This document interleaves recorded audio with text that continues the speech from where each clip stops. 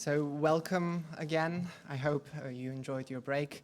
We're now starting the first thematic session, this time on the financial resilience of subnational governments to external shocks. We will be having a roundtable moderated by Christelle Alveigne from UNCDF. But before that, I have the pleasure to invite to the podium Ms. Isabelle Chatry, Head of the Decentralization, Subnational Finance and Infrastructure Unit at CFE at the OECD, who will deliver a presentation on subnational finance resilience to set the scene for the discussion. Isabelle, the floor is yours. Thank you very much, Michael. So, good morning, everybody. So in this session, we will examine how multi-level governance arrangements and subnational government finance can be made more resilient to adapt to external shocks.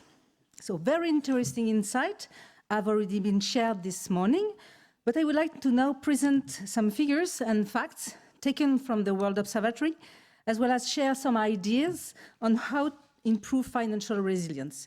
These ideas are based on the initiatives that have been taken by countries during the pandemic, as well as from debates and discussions that the crisis generated in many countries. As you know, the crisis has inspired broader discussions on how to increase resilience of multi-level governance and finance system and improve crisis management and manage emergency, as it was pointed this morning. So although I will focus my presentation on the impact of the pandemic on subnational finance, it is important to highlight that there are many different categories of shocks, and these seem to be getting more frequent and diverse. This acceleration and combination of shocks have an important impact on subnational finance. For example, the development of the digital economy generates a new cyber attack risk. In France, several IT municipal systems have been recently attacked, for example. Other risks include natural disasters and climate-related risks, pandemics, financial crisis, as in 2008, and finally, wars and conflict. All these shocks have an economic impact, such as today with inflation and the increase in cost of living, rising interest rates, the energy crisis, and food insecurity. They also have a humanitarian and social impact, as shown by the refugee and migrations, hunger and growing poverty, and rising social discontent in many countries. And shocks also have an impact on subnational government, on their expenditure, their revenue, and debt. In the case of COVID, it has resulted in a scissor effect, that is to say, an increase in expenditure combined with a decrease in revenues that are sensitive to the shocks. If there are no mechanisms to cover additional expenses caused by this crisis or the loss of revenues, it can translate into a deficit and lead to a situation of increasing unfunded or underfunded mandates with long-term effect. The impact on subnational finance is highly differentiated across and within countries, in other words, among levels of government as well as among individual subnational government. We know that regions have not been impacted in the same way as local government, the same for large municipalities versus rural municipalities. The varying effect on subnational finance depends on 5 main factors. First, the degree of decentralization and the scope of their spending responsibilities. Second, the elasticity of revenues with respect to economic fluctuations. Third, fiscal stability. In other words, the ability of subnational governments to absorb exceptional stress, the capacity to adjust their expenditure and revenues to urgent needs, to emergency, and to access external financing. The fourth factor is pre-crisis fiscal and financial positions. This includes the budget balance and debt situation of a given subnational government, the level of cash treasury, and also the existence or not of set-aside reserves. And finally, the scope of and efficiency of government support, as well as the existence of equalization or solidarity mechanisms, are key. A range of policy responses were adopted during the COVID crisis. You can see on the slide that can be grouped as revenue side, expenditure side, financial management, and fiscal and debt rules. In 2020, almost all OECD countries introduced measures to support subnational government, and revenue side and fiscal and debt rules measures seem to be the most frequently applied. Now, to look at the impact of the COVID crisis, as you can see in this graph, we have data for around 60 countries. Current expenditure increased in a majority of countries between 2019 and 2020. They were driven by current social expenditure and subsidies and transfers. Subsidies increased by 24% on average for the sample of 56 countries. At the same time, main subnational revenue sources, such as tax revenue and user charges and fees, declined. As you can see on the graph, on average, tax revenue dropped by 5%, and revenues from user charges and fees fell by 10.4%. We presented this morning the averages, but here you can see by country. And you can see that it happened in the great majority of countries. In the next slide, you can see that at least part of the drop in revenue was offset by grants and subsidies transferred by the central government to subnational government.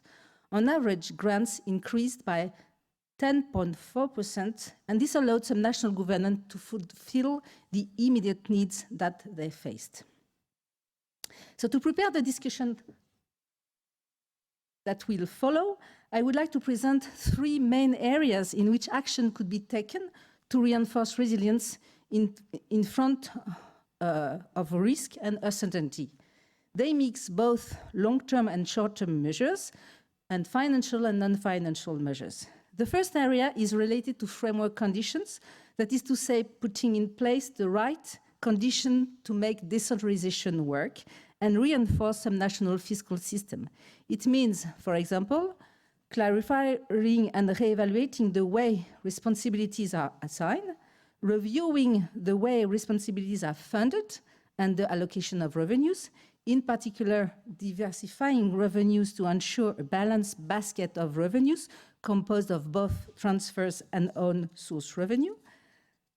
The third point is to allow some flexibilities to some national government to provide them with the ability to adjust their expenditure and revenues to urgent needs and absorb exceptional stress.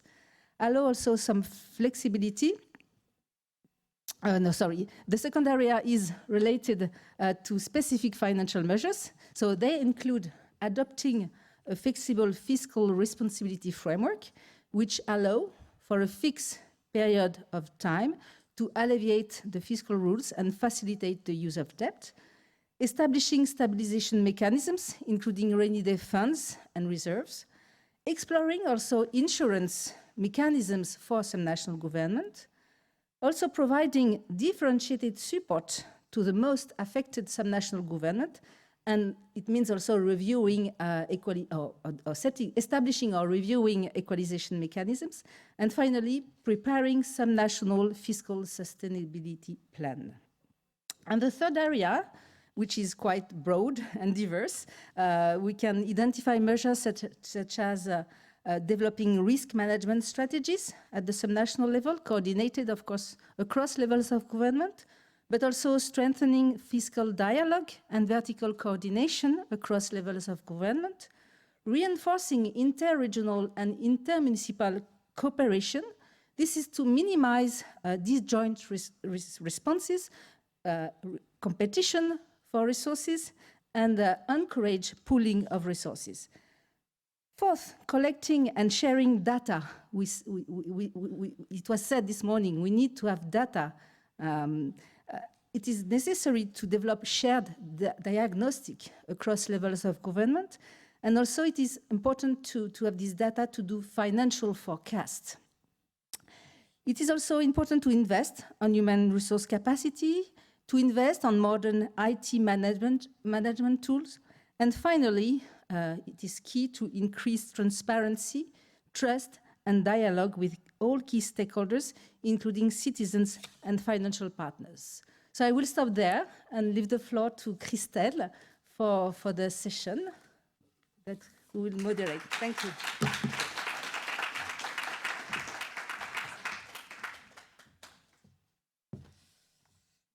Thank you very much, Isabelle, for this very interesting and insightful presentation of resilience. And I mean, the way you present also some kind of solution are really helpful. And thank you and welcome to this panel about improving financial governance, financial resilience, to shocks. I will invite to the stage the speakers. So we will have Mrs. Bernadia Irawati Tandrajewi, sorry for my pronunciation. Welcome to this panel. I mean, Bernadia, you are Secretary General of UCLG Asia and Pacific, so welcome to the panel. We have Jordi Wacker, Secretary General of Metropolis. Welcome as well. We have Thomas Rougier, Secretary General of the Observatory of Local Finance and Public Management in France. Mr. Ahmed Aziz Diallo, Mayor of Dori.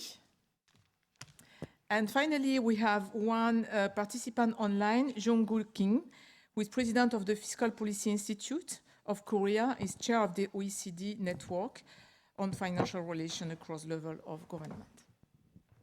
Thank you.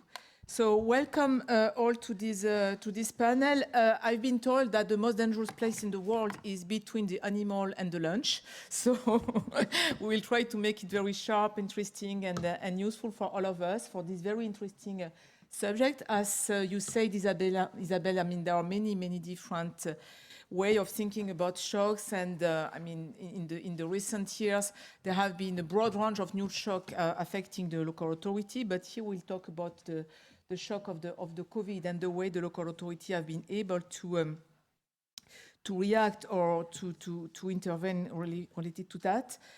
We will have this panel organized in two main questions, two range of questions. First range of questions will be about the impact of shocks and the response, and then the second range of questions will be about the reform and the systemic changes that are required in your view to improve resilience.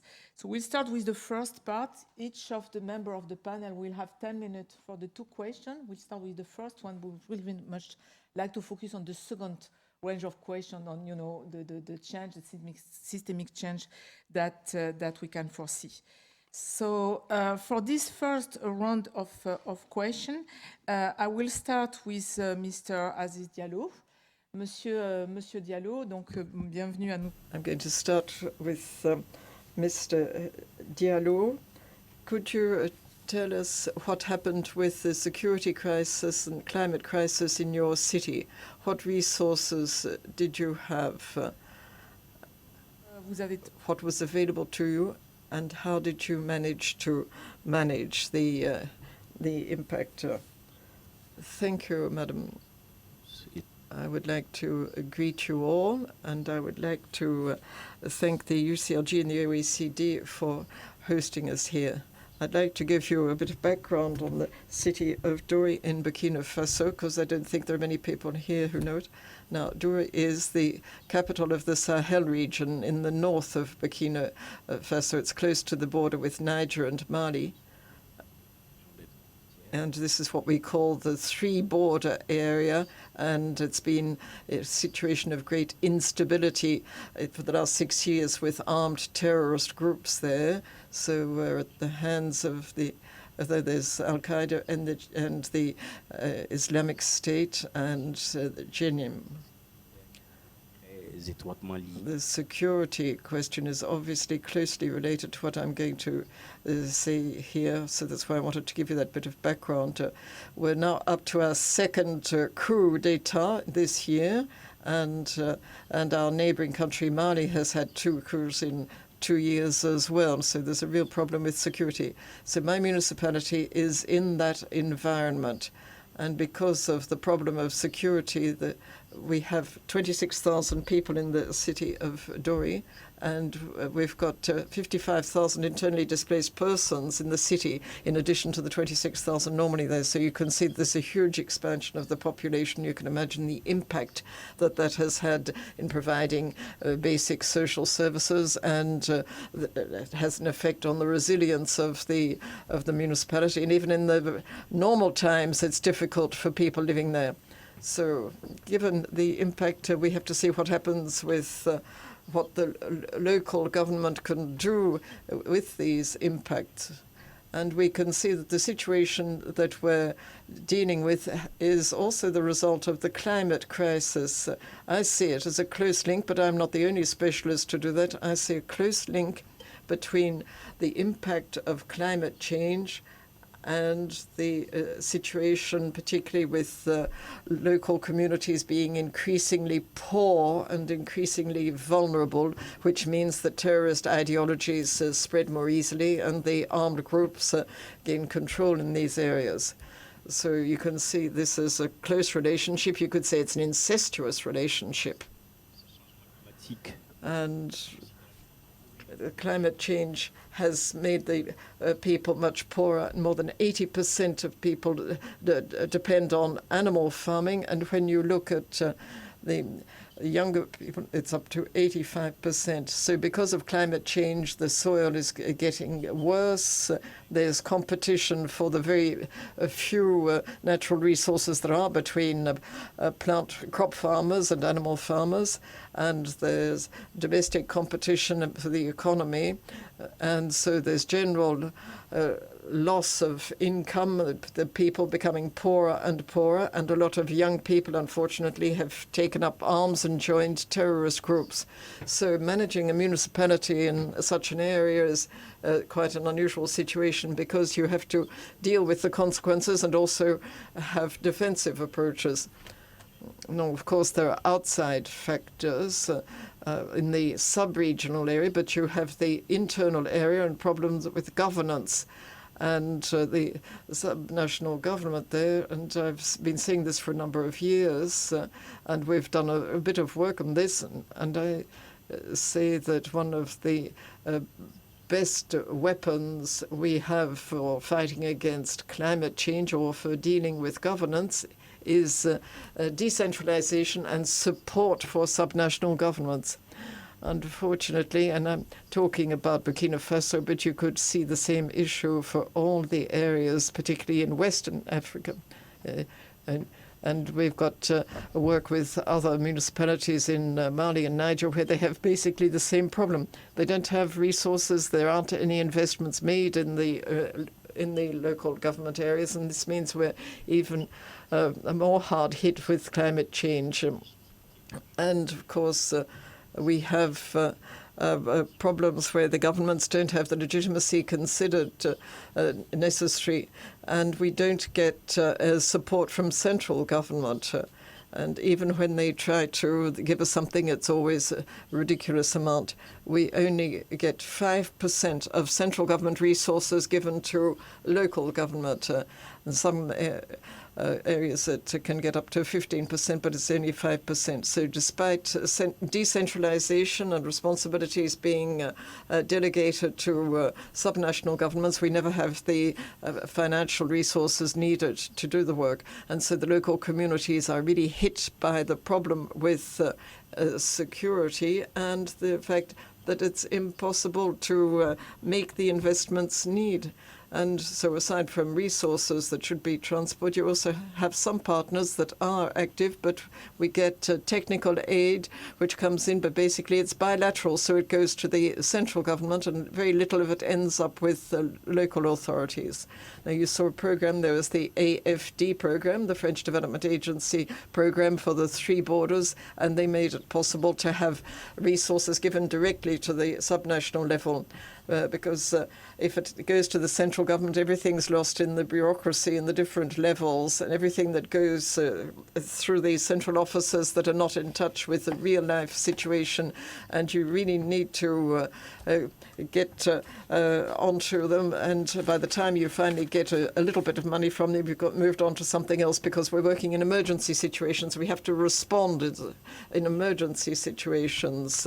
So we need to get these transfers. But because of the security problems, the central government's response is to put more money into defence and security forces, and that means they didn't put the money into development projects.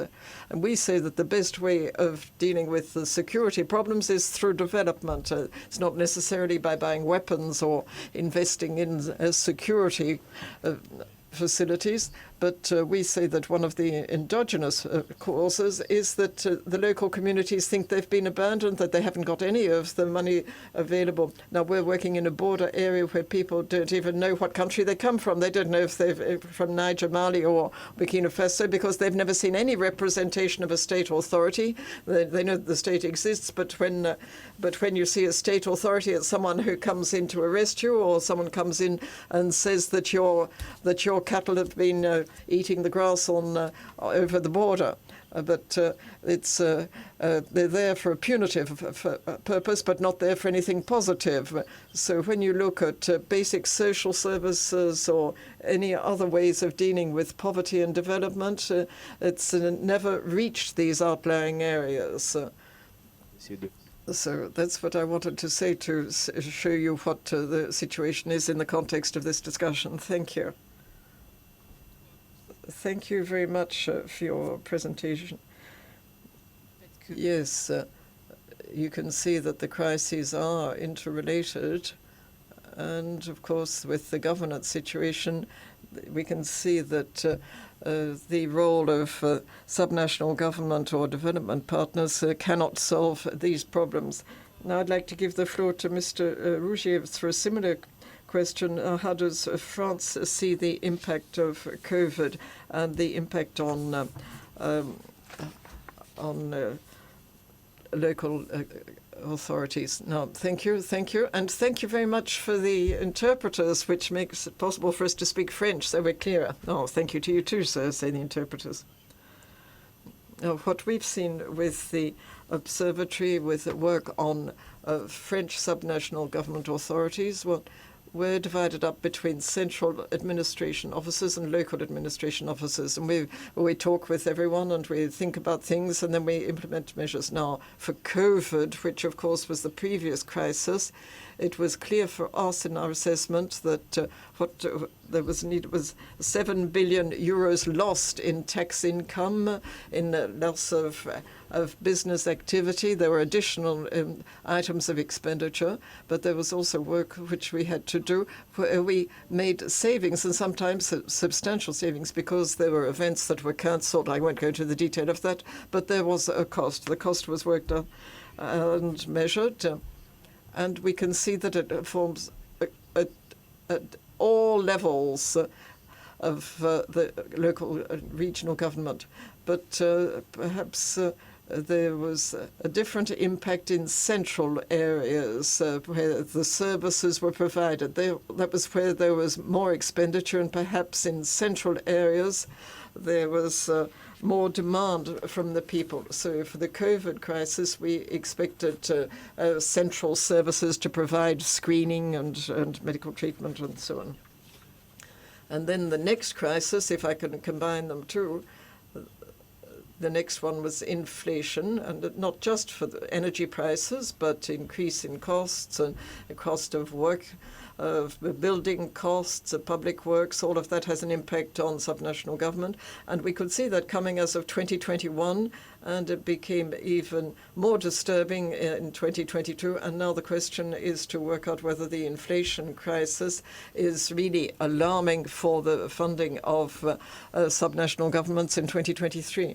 Now, when we look at the impact on inflation and financing, we're going to see how much the energy budget is for subnational governments in France. If you look at energy expenditure, which are already budgeted, not the expenditure which is covered by third parties or delegates, but those that are entered into the accounts. And if I look at the municipal area, it's 3.4% of operational expenses.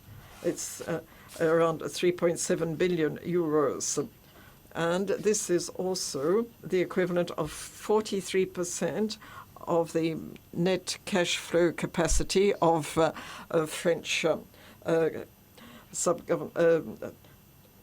local government authorities. So that means that the municipal bloc would lose the equivalent of 43%. I'm not saying this to make you to panic, but to show you that we can work out that the energy bill is going to go up by a factor of 2, 3, or 4. But even if it's only doubled, I've still got a problem with financing the local authority. Now, what are we going to do to respond to this? Now, what we can see is that one of the strong points is the financial situation of French subnational government, which was in a fairly good position prior to COVID. Now, there are some agents, of course, they're a source of expenditure, and there are also local government members who could be ready to act for the COVID crisis. Well, it's a bit more difficult for the financial crisis, but there are human resources that we can get to rally to the cause and technical support. And we also have national interventions. It's the state which intervenes. We've got highly targeted state intervention, and the obsession there is to focus on the local areas that need most at the time of crisis. And we saw that with COVID, and we can find it with other crises. And then there's another form of aid which is much higher, and that's for support for investment. Of course, the worry at first was a question about capital expenditure and what would happen if the cost of energy goes up and things become really dramatic next year. We're going to end up with a huge deficit for public expenditure in France. What's more, the local authorities also had resources that were protected from the impact of, say, COVID or something. Well, you could talk about some resources this afternoon. We're going to be talking about property, and we had good coverage on that before the crisis. And then there are special tax conditions when property is sold, that as was down in 2021, but it's now taken off again. But these are resources that have helped mitigate the overall impact of the crisis. So you also have to see if we're going to get similar income to offset the impact of inflation. And then, of course, there are other adjustments which the local authorities have, and it's their ability to change their programs, to make compromises and have decisions made. But we're not going to see a major impact on investment in 2022, but there will be for 2023. Well, thank you very much. Thank you, Mr. Rougier, for mentioning that and for showing us the importance of the data, which makes it possible to plan for what comes afterwards. And so here we can see the importance of the observatory, and we can see the effect of crises on the future and how we can do it. But Nadia. Pacific, in your experience, and you're the Secretary General of the Network for Asia Pacific of UCLG, so please can you tell us about the impact of crisis on the finance? Thank you. Thank you very much. Good morning and good afternoon to those who join us online. It's very pleased for me to join this OECD and UCLG meeting, and actually the first time for me to be here. And I'm so glad that we could meet in person after maybe 3 years because of the COVID. These shocks and resilience and adaptations are very close to definitely Asia Pacific because it's a very diverse region. But when you look at the number of disasters, perhaps compared to Africa, we are triple. What's interesting is that the disasters not only occurring in these regions that are poor, but also quite rich, like Australia itself experienced flood.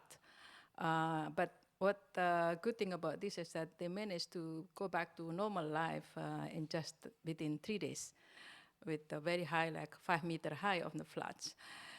And but not, unfortunately, not in a place where these infrastructures are not there and the capacity is not there, and also institutional capacity are not enough to help in mitigating the crisis and also reducing this crisis or risk. And for COVID, definitely, like many other regions, this COVID-19 gave a hard slap actually to regions, Asia Pacific. And this region is developing politically and economically, and been a player also in the world outlook. And with cities and communities, when we look at also the revenue, more than sometime in cities, more than 40% have reduced or decrease of revenue. Especially the cities, regions that depend very much on the tourist industry. And in the end, we know that local governments are the frontliner when we talk about crisis and shocks, especially this COVID-19. And in the same time, they also have to continue providing these basic services. And of course, these basic services that provided by local governments depend on the country's decentralization level. We have done kind of comparison of the enabling environment in 24 countries in Asia Pacific. And one of the aspects is on fiscal decentralization. And we see that with the decentralization level is high, normally they are making very effective in dealing with all those kind of mandates and authorities that are given to them. And we, of course, have been facing so many challenges. And these multiple challenges include, of course, financial resources that I mentioned earlier of decrease huge, more than 40% in big cities. And let me give you an example of Indonesia. This is 270 million population of the country. And the government immediately requested for budget reallocation and refocusing on the programs. And that was not easy for local governments in Indonesia, because we have more than 400 local governments.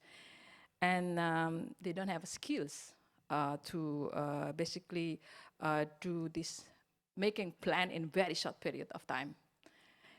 Then what I see here, maybe in the words I could refer, is that they didn't have a helicopter view to redesign the budget allocation just within a short period of time.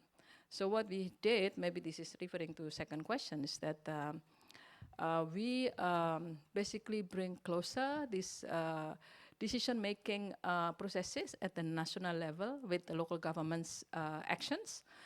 Like thanks to Zoom during this time, we managed to bridge central governments and local governments dialogue, because these things have been done so quickly. And it's just a matter of hours. So like they come up with a request for having a task force at the local level.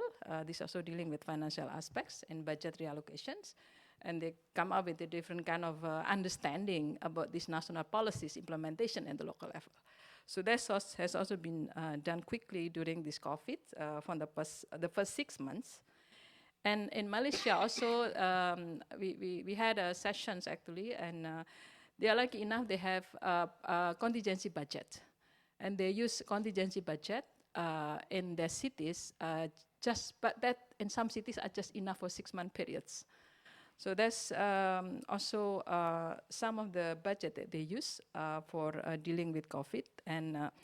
And traditionally, this, for them, also used for several other aspects, like maintain inflations.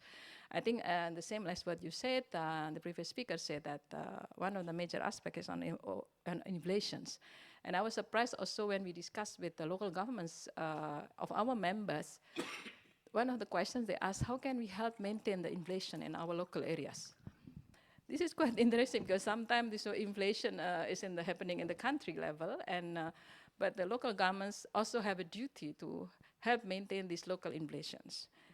So that's why they are strengthening these small, medium enterprises by giving a budget for local governments to produce some of medical supplies. And also, there are many other impacts as well as like unemployment. And with this physical distancing, lockdown, travel restrictions, this has led to sudden and widespread job losses and unemployment. And like ASPAC region actually has slightly lower unemployment compared to the rest of the world in average, 4.1% versus 5.4% between 2017 and 2018. However, this pandemic worsened the unemployment landscape, and of course with household income contraction due to the pandemic, and poverty has also appear to be higher. And of course, there are many other social aspects as well, including health, mental health, and other things. And then another one about government expenditure and debts. The ASPAC region had an average fiscal deficit of 5.7% as a share of GDP in 2020, up from 0.56% in 2019. And this especially hit most is several sub-regions like East Asia and also small countries in the Pacific Islands areas. So let me conclude here that by saying we have managed to collect almost 100 best practices, and we collaborated with Metropolis, and we have organized, maybe there's busy years during the COVID, because we organized Zooms almost every week in which best practices those are transferred, and one of them is Jeju City, for example, in South Korea. They became one of the cities as a model cities in dealing with the COVID-19 by providing economic benefits to the citizens, and they also created the Economic Response Task Force team, and also started with the local economic crisis advising group. Another thing is also Malang is in Indonesia, because what important aspect is the time that how we could get data immediately so that those social support mechanism can be provided to the right citizens. So Malang managed to have what we call it 3 steps to managing those social support mechanism: collecting data, collecting the resources, and distributing the resources, because central governments needs data from local sites. If the data from local sites are not able to cope or to have accuracy, it's very difficult we can develop to provide this support. So basically, maybe impact has been huge, and I was surprised because in our country we still have to wear masks here, but I don't see here in Europe. But what I think is important that we have to be grateful that we are still around, while maybe some of us have lost their beloved ones. Thank you. Thank you very much, Bernardia. And I mean, you touched a lot of points, I mean, regarding the impact, the financial and the economic one, and as well some of the solutions. So you already was engaged in the second round of question about the type of solution, the flexibility, and especially on budget allocation. We'll come back on that later. I will now give the floor to Jordi Wacker. You are Secretary General of Metropolis. We talked about centrality and the role of the main cities. So in your perspective, what's happened in the main metropolitan area? Thank you. Yes, I represent a network of major cities and metropolitan areas, and I'm delighted to see that so much of the work in terms of putting data and understanding the global picture is already there. So I'm going to go for the nuance. And first nuance, which is not a small one, is informality. In so many large metropolises of South Asia, of Latin America, of Africa, informality, not only informality in settlement, but informality in everyday life, is such a big part of life that we miss a lot of the picture, both of the picture of suffering and of the picture of resilience. Even in very well-developed cities of Western Europe and North America and others, there is a side that's not there. It's a side of care inside families, for example. That was crucial during the pandemic. We learned of the importance of this. All of this is not in the data. This is not to criticize the data. This is to say cities are a lot more complex than this. And this is because don't put it in numbers, we tend to forget the importance of building resilience there. And thank God we had all of that. Thank God we had all these informal networks, we had families, we had very often women carrying the weight. And that's the small villages and the big cities the same. what we have seen in major cities is that COVID was only the beginning. We were the other day with some mayors in our networks, and the joke around the table was, well, COVID was the easy time. COVID was when everyone was aligned, when we knew what the problem was, when there was one problem and we could focus on it. And it was a joke. It wasn't an easy time for anyone. But what it was meant as saying, we could focus on one thing. After COVID, we've entered a space which has been wonderfully described, by the way, by our keynote speaker, Isabel Chatri, of very intermingled, complex emergencies. And that, in fact, means that governance is not because of COVID, but because COVID accelerated a trend. And now it's large cities, but all of us, when we think about local governance, we just cannot think all the time about emergency. We have a running project with the United States and local governments and the London School of Economics called the Emergency Governance Initiative. And one of the things that the project tells us is, well, how long are we going to talk about emergency? And when are we just going to talk about a complex set of crises that are interlocking and they keep coming in waves? That means that cities, large cities and large metropolitan spaces, but I think all local actors need to think differently about these shocks.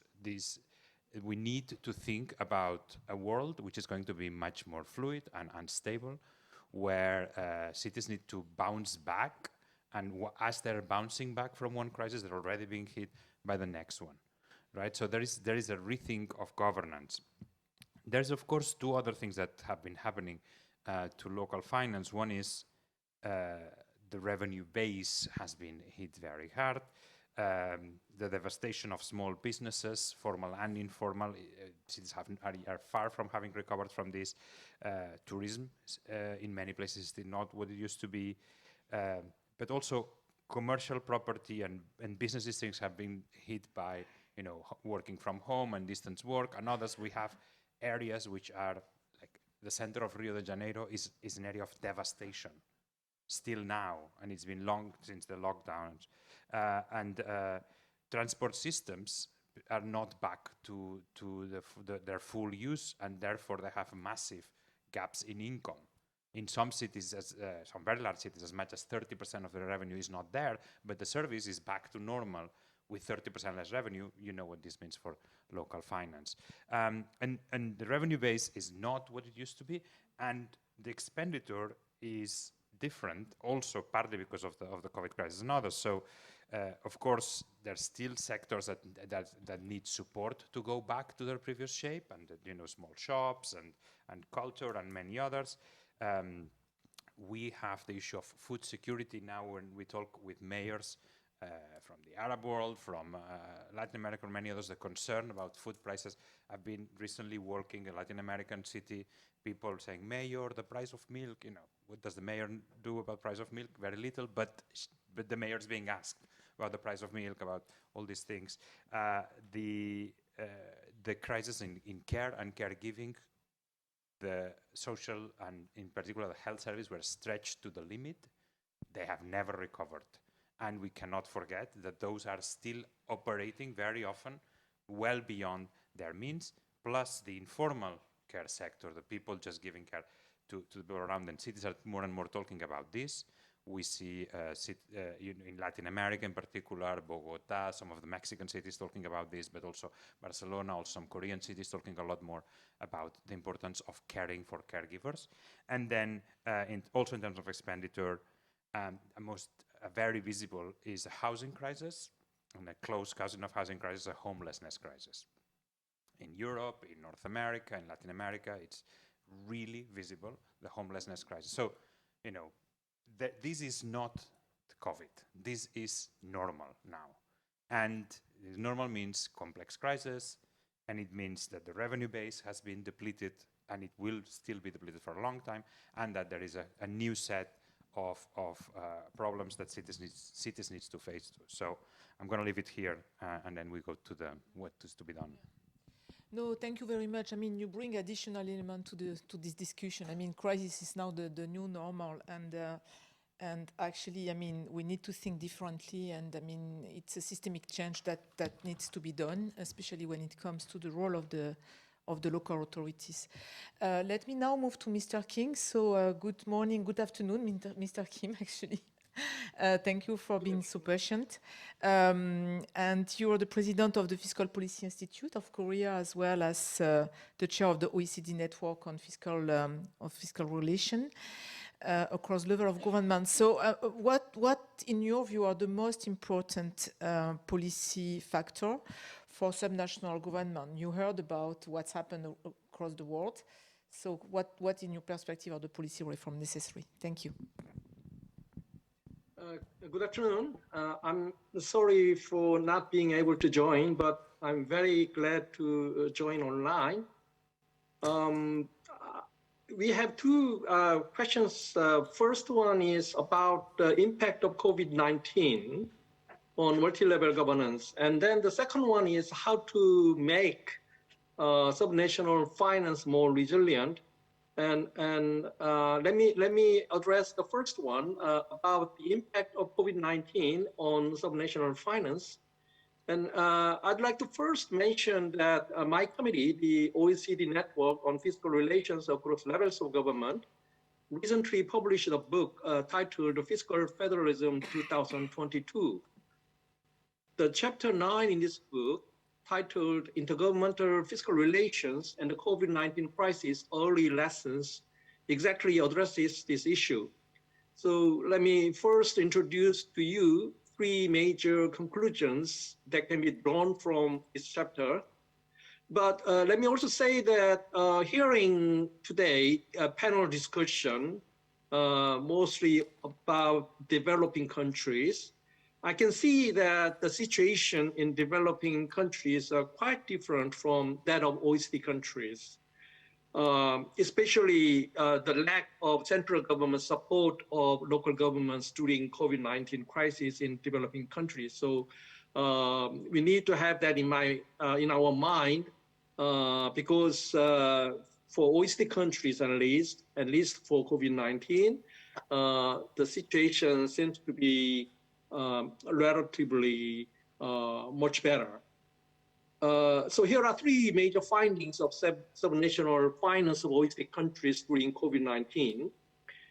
Firstly, and obviously, the impact of COVID-19 on subnational finance is different from countries to countries, depending on the heterogeneous structure of subnational finance. So we have to be careful about generalization, of course. But secondly, if we confine our attention to COVID-19, unlike in the case of 2009 economic crisis, for example, almost all central governments of OECD countries aggressively responded to the COVID-19 crisis with massive fiscal measures, including substantial amount of intergovernmental grants to local governments. This certainly mitigated the extent to which subnational finance was hit by the COVID-19 crisis. Thirdly, property tax revenue didn't decline as much as was initially feared. So overall, it has turned out that impact of COVID-19 on subnational finance was not greater than the impact of 2009 economic crisis, for example. And in the United States, for example, the revenue of state governments and local governments, especially property tax revenue, was quite solid. We were initially surprised by this finding, but it turns out that in many other countries, subnational revenue was less volatile than that of central government revenue. Having said this, regarding the question about the impact of COVID-19 on subnational finance, I would like to draw your attention to two related issues.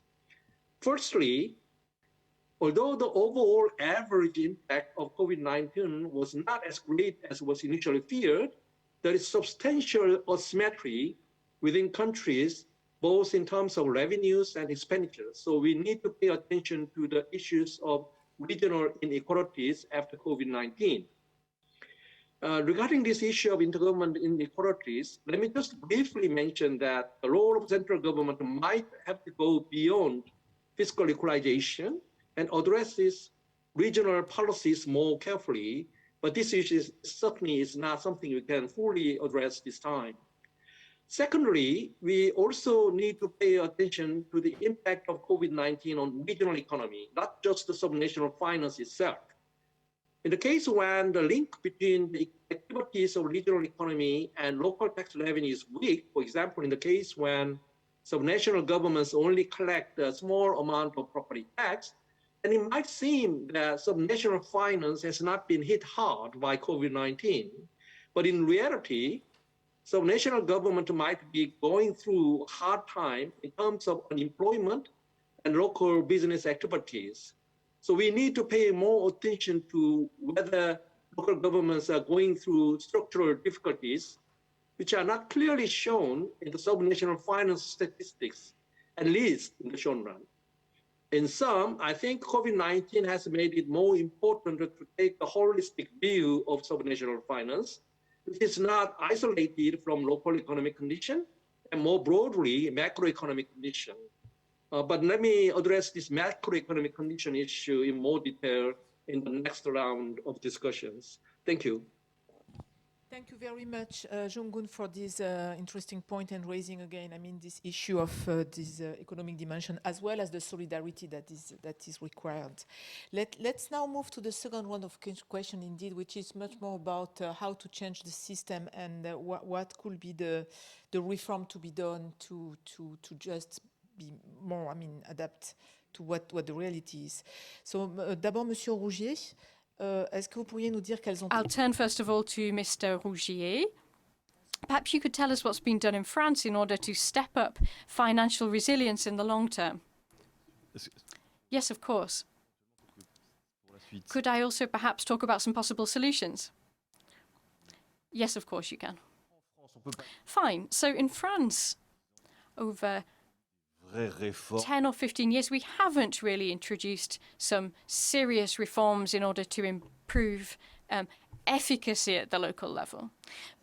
But we have introduced some reforms to reduce taxes for certain households and for certain types of companies. Now, these reforms have reduced taxation, and over time, they've also changed how we finance local government. On va prendre le financement des collectivités locales et on va regarder comment les rendre plus efficients. We haven't, however, really thought about how we can make local financing and local revenue more efficient. So I can't really say too much about that. But what I can say is that we've put in place some mechanisms to target particularly vulnerable actors because of the crisis, have been helpful. The idea has been to try to help regions or local governments in areas where they were likely to be hit hardest by the crisis. De fonds dans la relation entre l'État et les collectivités locales. So this has helped us to support local investment in particular and help local governments in specific ways. So this has, in a sense, indirectly improved efficacy. We've also put in place some tools, par exemple, for local contracts that aim to help develop small towns and villages. And in doing this, we've tried to target some specific issues. And we've worked hand in hand with local governments to try to make these projects as effective as possible. Now, as I've said, we've reduced tax in certain areas, and this has had a positive impact on the revenue of local governments. They've had more money to spend. When VAT was introduced into local budgets recently, résistance des budgets locaux. This was something that perhaps helped to increase resilience because it increased local revenue. Also, this introducing VAT locally has helped local governments to have a more diverse revenue. And that's also good for increasing resilience because it makes local governments more resistant to shocks. finalement, elle joue un rôle maintenant dans ce qu'on va And this locale française. access of local governments to VAT and the corresponding increase in revenue has also been, I think, something that local governments have appreciated, and they've felt that they've become more resistant to shocks. So there were these three aspects, and all of this has been very important. It's also been important for helping us to meet environmental challenges, Cet axe, c'est doit-on mettre en place because we need to think about the future. We're aware that shocks are frequent nowadays, and we need to ensure that in addressing these challenges, we are also constantly working towards having a greener economy so that we can plan for the future. So I've said that there were three aspects, and I'll just go over them very quickly. So first of all, we've wanted to make local revenue more diverse. So I mentioned VAT. The second aspect pour quelques études aux collectivités was an attempt to give greater flexibility to local governments and greater power to decide on certain rules that they have to follow. And for example, on the recruitment of human resources, we've been trying to give more flexibility and more freedom to local governments. And the third aspect is support, a great deal of support for local areas, towns, cities. We've been trying to give them a greater impact on dealing with environmental challenges. So, for example, they've been given more choice with respect to energy production and on the choices they can make in addressing environmental concerns. Now, we've been reflecting a great deal on VAT. Since VAT has been introduced, it's become the prime source of revenue for local governments. We need to ensure that the VAT can be used effectively by local governments. We also need to think about how we can ensure that local governments have a buffer in place. Soit la réguler au niveau de tout un territoire. They need to ensure that they have revenue to use and to spend. They need to share it equally Système de dotation. Donc, il y a un enjeu among the various aspects of their work, but they also need to ensure that they keep a certain amount of revenue for rainy days. Something else I wanted to mention. La population. Bon, ça c'est. Et il faut consolider la taxe qui reste pour les. A tax, another tax, which is property tax. I'm not going to go into too much detail about property tax, but it's something important. We need to think about this carefully. We want to reform property tax in France because it's not being used, we feel, as it should be. The system isn't working. We need to get experts mobilized so that we can ensure that property tax is fair and will be used well, so that we know how we can work optimally in the future. Does property tax need to be maintained or not? Certaines recettes aussi qui mesurent la richesse du territoire. Now, we've had some changes recently. There are a number of aspects we need to take into account, and one of them is inflation. Rapport à l'inflation. We need to think about how we manage inflation. 60 ans même sur l'existence. Over several decades, we've been dealing with Collectivités à des dotations. the dependency of local territories on perhaps high inflation rates, and we need to think about how the state manages this aspect of inflation in collaboration with local governments. Les collectivités, les acteurs. I think we also need to ensure that local actors Aux avenirs, and local decision makers aux enjeux environnementaux. pay greater attention to environmental aspects. I've already mentioned this, but we need to ensure that local governments are on board in bringing about greater energy diversity and reducing emissions and our carbon footprint. peut-être très décalé par rapport. Now, I'm perhaps speaking about some aspects that are not relevant to regions in other parts of the world. I'm really focusing on France here, Des questions sur cette on the issues we face in France. activité. But I really wanted to draw attention to the role of local governments. À veiller sur ces. I think these are some important aspects for everyone. We need to ensure that we optimize the use of local revenue. So those were a few aspects I wanted to raise and a few possible solutions I wanted to bring up. Thank you very much for all of that. This aspect of governance, collaborative governance, in partnership with other organizations and actors is, I think, very important so that we can take into account local needs. You also mentioned tax and the need to work on tax policy in collaboration with citizens. I think that's also important. I'm going to turn to Bernardia now.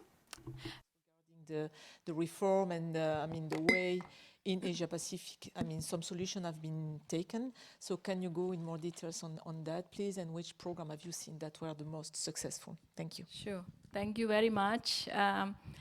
Actually, based on the experience, urban areas have been hit more than rural areas because of COVID. And for me, it's important that increasing revenue is not the only solution. What's important is whether all the plans that you have are connected to the finance. In reality, it's not. We are all making a beautiful plans, but are not connected with the finance aspect. So how can we make sure that we can implement the plan if there is no money there? And the nature of local governments are not the donor. They are not having a kind of good capacity or enough capacity for mobilizing funds. And therefore, it's very important that we have to change the business as usual, having more creativities. And the first is we have to have institutional reform, because several creativities are hindered by certain regulations that are not giving a chance for them to be creative. I'm just talking about regional cooperation of local governments and surrounding local governments. There is no mechanism yet how to increase economic scale of those regions, of building infrastructure together, making a plan together within the surrounding local government and surrounding these local governments. It's not in there yet in many Asian cities and metropolitan areas. This require a good policies and change and policies that give a forum, a space for local governments to be creative. And to be innovative. So that's, I think, number one important aspects. And the second, in terms of revenue, indeed, is very important. But if your expenditure is not connected to what we are discussing of increasing resiliencies, this is not going to be doing things well. We have come up with the climate tagging, for example, what the inputs you put and what the outputs you give. And sometimes it's not connected. And another aspect that's very important is that how can we have good illiteracy, or in English, literacy of leaders, local leaders, on the financial aspects. Because some of them don't know much about bankability projects, how to create also bankability, how to create priorities in a development, none. In some cities, they face a challenge, even with the TOD, transport-oriented development.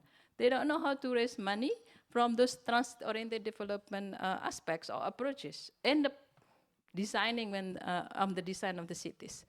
So I think there's several aspects that we could consider. And for us, when we talk about COVID and when there is a Chinese, I don't know if there's Chinese here, there is a world crisis, and this compressed of two letters, Chinese letter. One is a disaster, another one opportunity.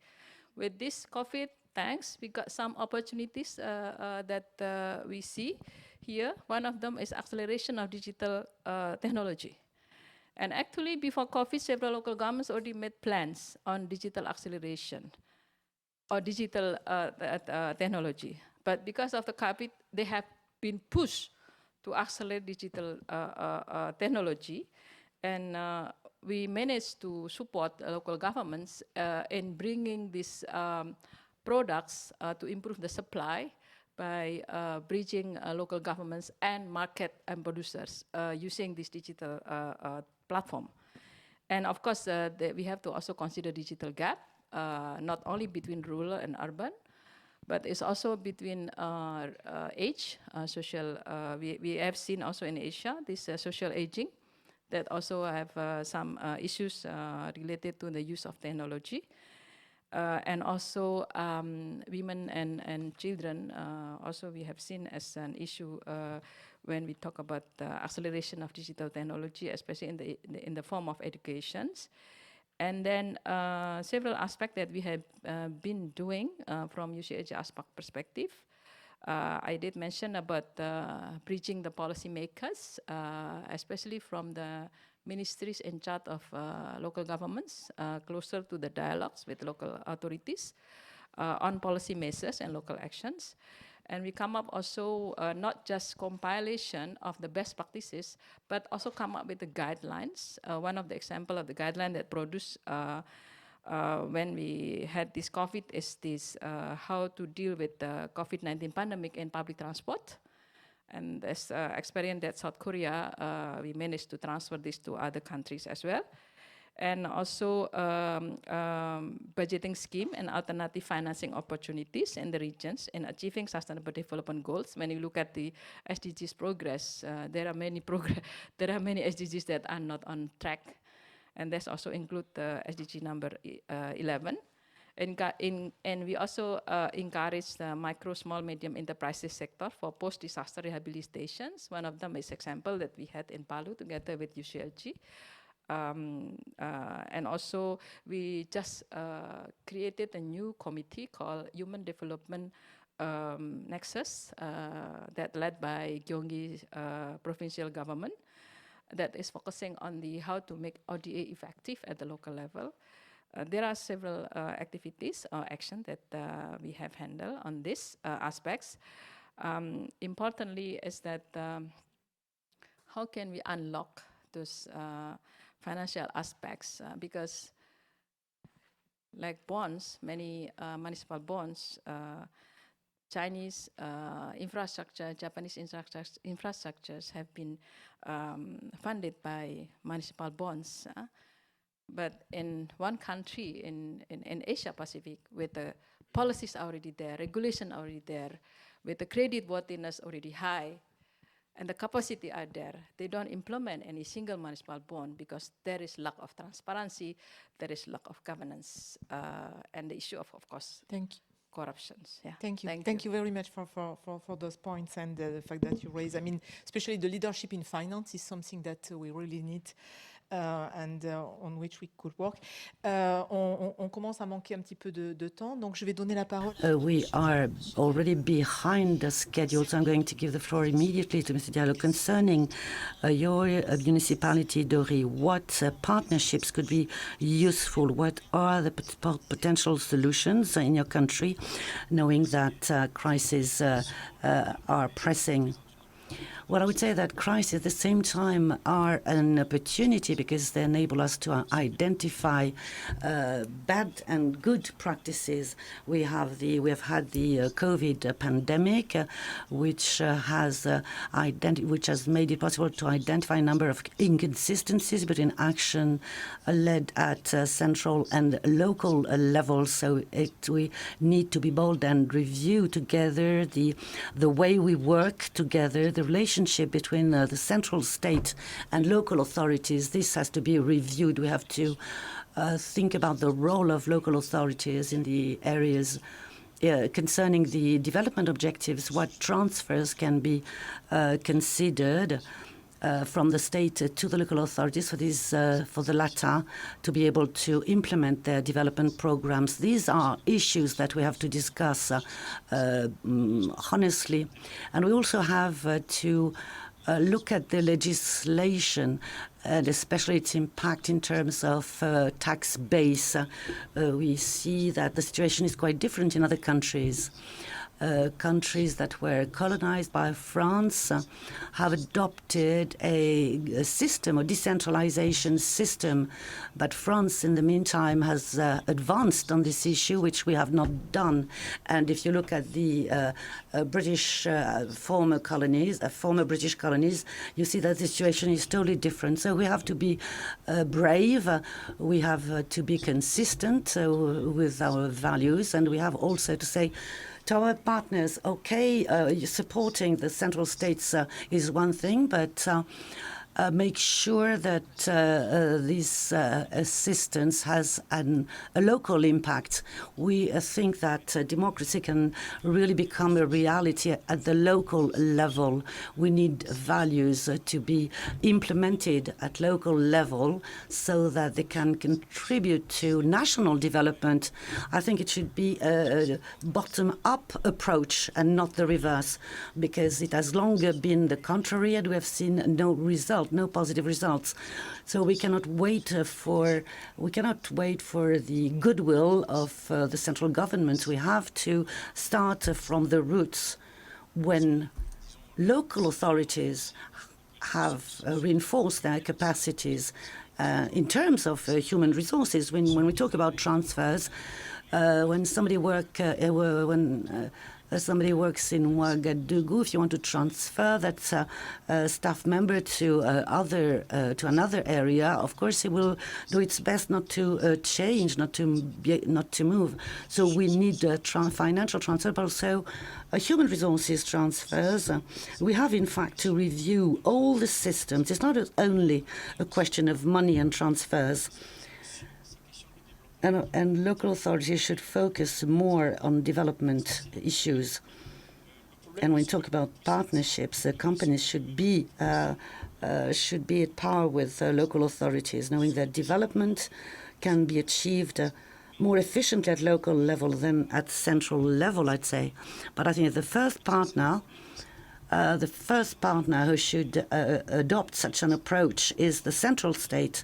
And this is why I'm saying that the relationship between the central state and the local authorities has to be radically transformed and revisited, especially in view of the impact of the COVID pandemic. Thank you, Mr. Diallo. Thank you very much for this testimony, which is quite close to what we have observed. Development has to start from the bottom, and local development, funding development at the local level is absolutely crucial. I see that we're behind. So, Mr. Vaquier, I'm turning to you. We have 5 minutes left. Yeah, thank you. I'm just gonna maybe instead of going for the whole how to improve financial resilience, I'm just gonna mention 3 dangers from my viewpoint. The first one is there is a danger that when we decentralize, we get too caught up in the formal levels that exist in the municipalities, in the communes and all of this, rather than in the realities of urban life, which are now metropolitan, right? Too much emphasis on decentralization as seen in the administrative and political levels is leading to not understanding the realities on the ground, which lag far behind the realities. So what we are now seeing is that areas that are completely interconnected in many, many ways, ecological and everyday work relations, economically and all this, are not being governed in a way that takes this into account. So decentralization that really empowers these territorial entities within very marked limits and does not take into account these realities, or as Bernadette was describing, that does not empower them then to cooperate and coordinate together, isn't good decentralization, and this is not going to create resilience. It's actually going to create fragmented governance of unified territories, which is not good. Second, very quick danger of decentralization is when it is caught by some ideological preferences and it falls into, for example, if it's fiscal decentralization, race to the bottom. And we see it nowadays in the Spanish regions, we've seen it with American states. This is not increasing the resources of local governments, which is doing is creating races to the bottom, which is depleting in the end everyone's ability, because then the perverse logic that this creates generates less, not more income for local entities. So that's another danger, and we need to say this. Decentralization doesn't always have happy outcomes, and one of the reasons is when it's abused in this manner. And my third sort of word of warning about how to improve financial resilience is how do we define the moment in which cities are will change a lot how we think about resilience. 1 year ago, I was quite surprised to see one OECD report about metropolitan areas telling us that, for example, 20% of metropolitan areas in East Asia and Europe are receding, not growing. But all our paradigms are about constant growth of metropolitan areas. Right? The explosive growth in some areas is not the general rule anymore. By the same token, we have areas that are now at the same time growing and catching up and trying to do the transition and being caught by all these complex crises we described before. But all of these are not the same.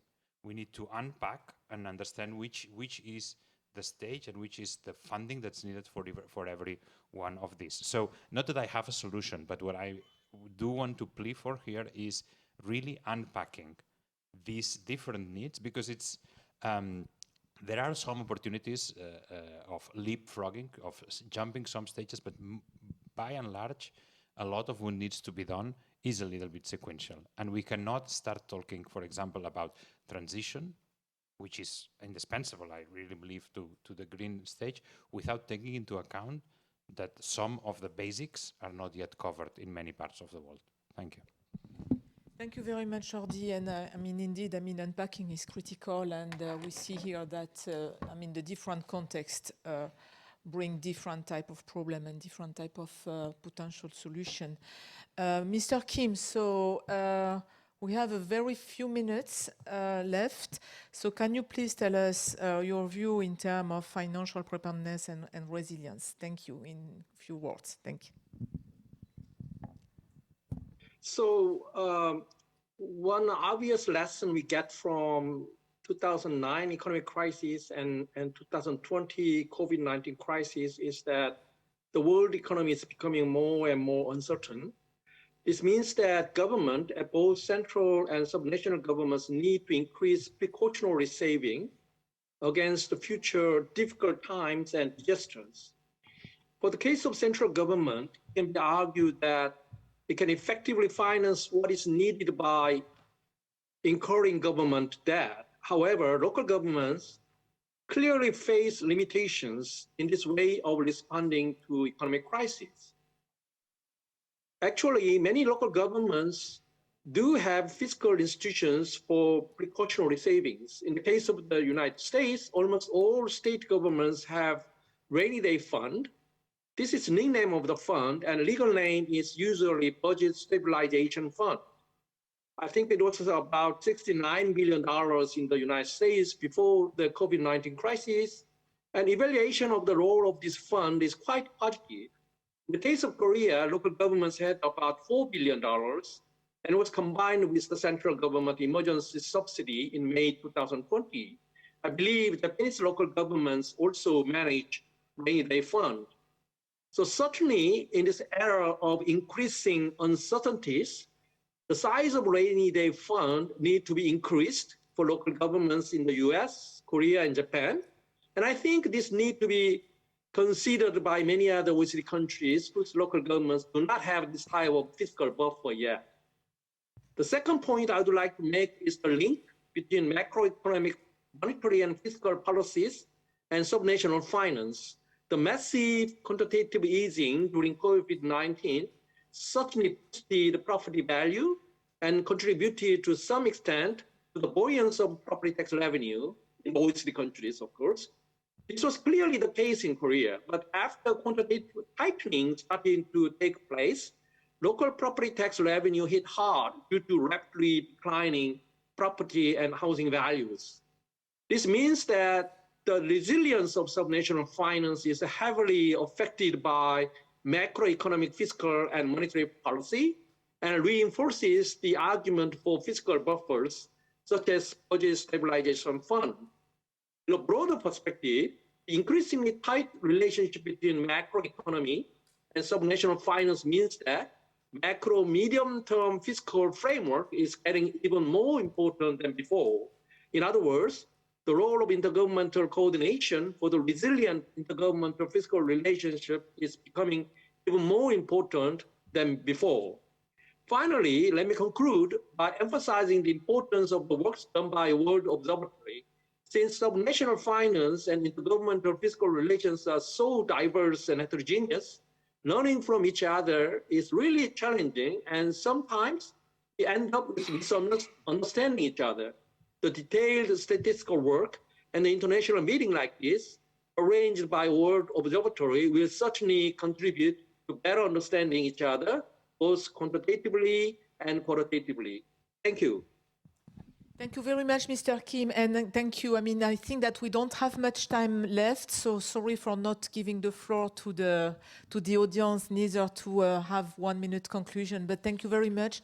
That was a very rich panel. It shows that this WOFI is not an end, but really a starting point of many discussions regarding the issue of local authority and decentralization. So thank you.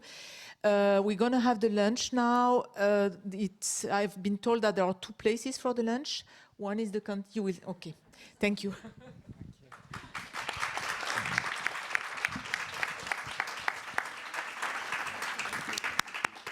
Thank you so much. We are very short on time, so we will reconvene here at 2:45. But just know that there are a few places you can have lunch. So just right outside here on the left, you have a cafe, and then upstairs you have the canteen. And for speakers and WOFI partners, please follow the signs to the Restaurant des Nations, which is on the 1st floor. Please enjoy your lunch and see you at 2:45. Thank you.